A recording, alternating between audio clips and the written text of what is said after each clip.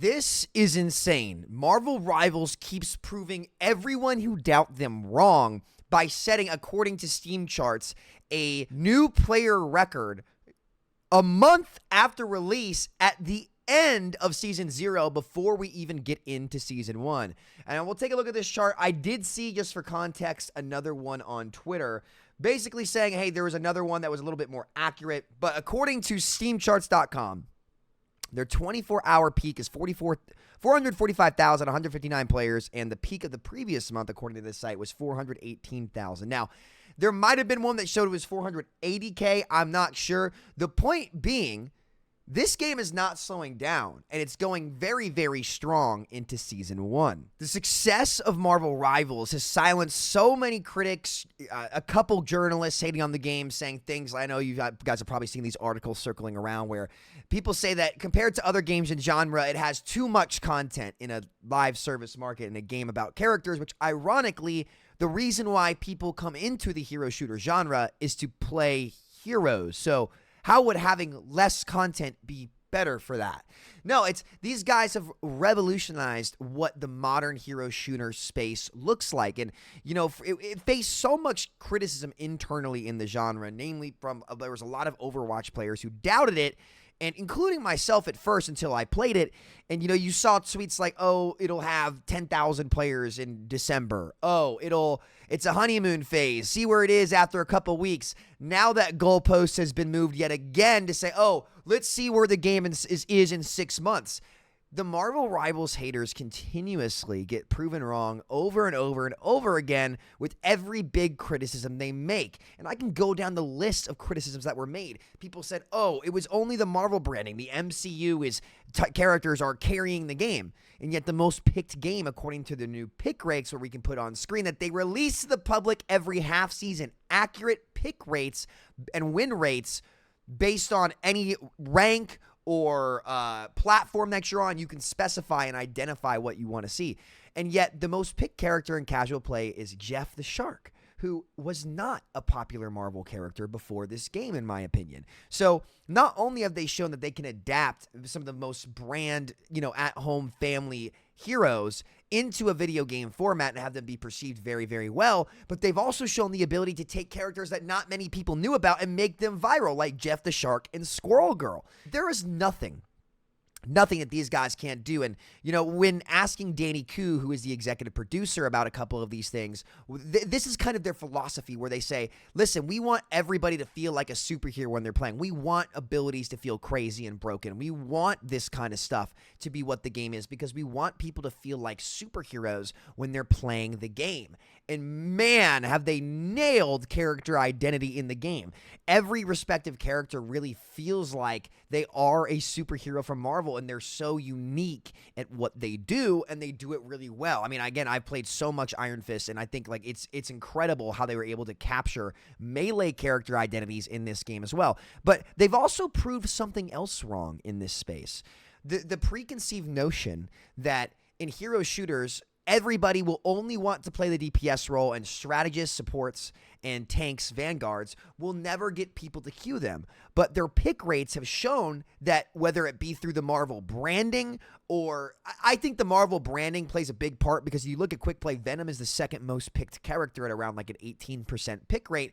And for context, the reason why I say this is we asked Danny Koo, who is the executive producer, how that math is calculated. Is it calculated based on how this character is picked compared to the other tanks in the role, or is it total, like, how often are these characters in the games?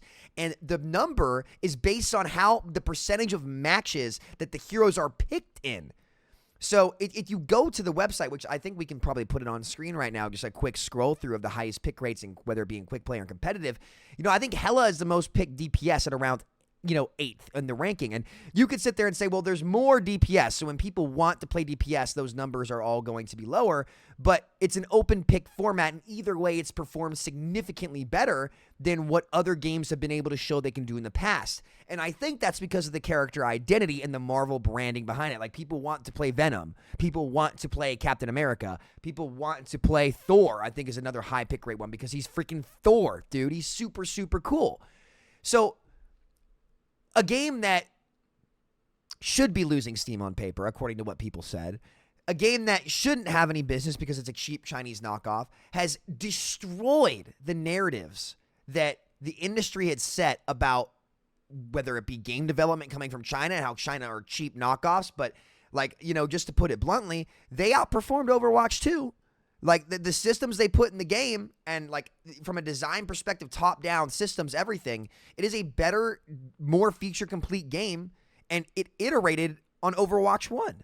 So China has taken the lead, despite what Mike Ybarra said, calling it the former president of Blizzard, calling it a cheap clone when the designs, the systems, everything has way more depth in it. And that's not a knock anywhere else. It's credit.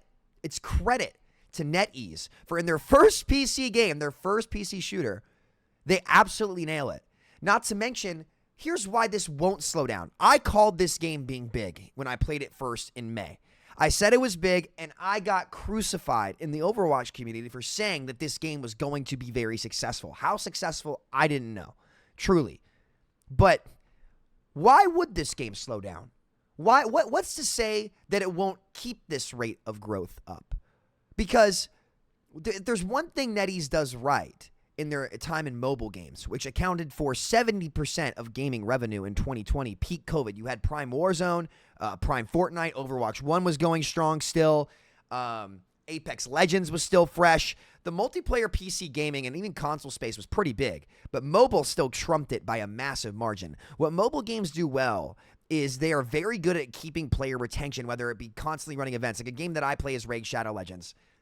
Judge me for that, sure, but one thing that Raid does very well is there's constantly tournaments running, events running. There's always something to do that makes the player want to get on and play. So these guys have mastered player retention. And if you look at the release cycle, it's literally like, I think their release schedule is 3 times as much as what, for example, Overwatch is. But I think while Overwatch goes for a more rich character down to the pixel, right? Marvel's art style is still great, but it can release at a volume that will do a better job of retaining players than any of the competitors can. And ultimately, that's what people want. They want content when it comes to an at-home brand where it's a more casual game. Well, I think a game like Overwatch is a more refined experience. But Marvel, it's just time and time again, they're releasing 4 characters this season. They were confident that they could do like at least 2 characters a season in the future. So probably 1 at the beginning, 1 at the middle, which means a constant pipeline over and over and over again with new maps. They're telling the story in game where you can unlock comic book panels where they're telling the narrative of this game in the game. What's to say, with how popular this game has become, we don't get a Marvel Rivals animated universe show?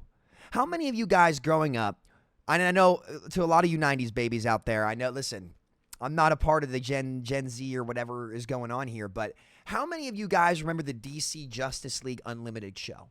Which is one of the best shows I can go back and watch to this day. It's like an Avatar The Last Airbender show. Amazing storyline.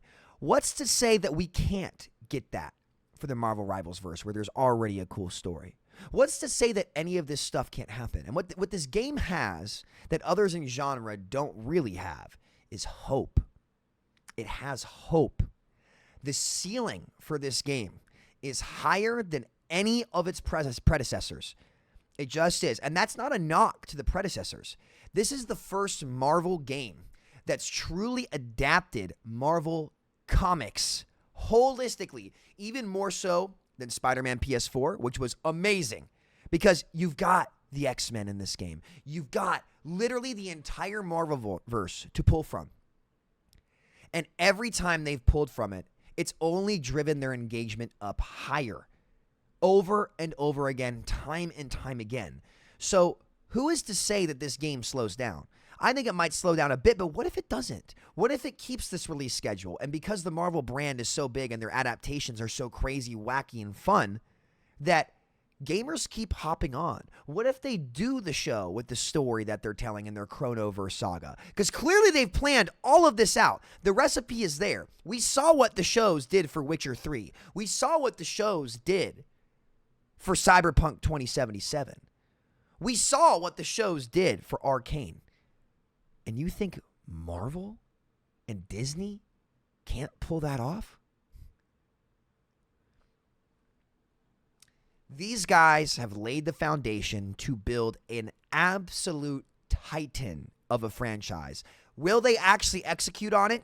I don't know, but I'll tell you one thing for sure. Thus far, they've executed at an incredibly high level, and the player retention with an absolutely outstanding, one of the best release charts we've seen in this decade, continues to strengthen as they approach Season 1 off of Season 0. So what do you guys think? How much steam in the tank do you think Marvel Rivals has if they keep on this current course of actually telling the narrative in-game with every season, releasing more characters than any other of its competition in genre, and having the brand reach and the mainstream appeal of Marvel to be the game that brings all this stuff in? And not only that brand reach to grab from the MCU, but to be comic book and lore accurate to all of the comic fans out there. This is a recipe for success, and I hope all the people who were down on Marvel Rivals, which there was a lot in the hero shooter space, I hope people have some time to reflect and really think about it, because I'll tell you what, guys, this chart doesn't come from some cheap knockoff. It doesn't come from a game that's not good. It comes from a great product with a great release, a great art style, intuitive designs, insane gameplay loops, great systems. This game is the whole package, and it continues to impress over and over and over again. So thank you guys so much for watching. If you want more Marvel Rivals news, coaching, or live streams where I play at one above all eternity level, hit that sub button. I'd love to have you guys around. I can teach you guys a lot about the game, and you can get some funny moments, have a good time with our community. So I really appreciate you guys. Thank you so much for watching. Ignite the battle, Rivals gamers. This game has been the biggest blessing in my life as a content creator in years, and I am very, very grateful to be here, and I cannot tell you what it's like to have the fire in the belly once again to make content. So thank you so much. I love you all, and I will see you guys next time. Peace out.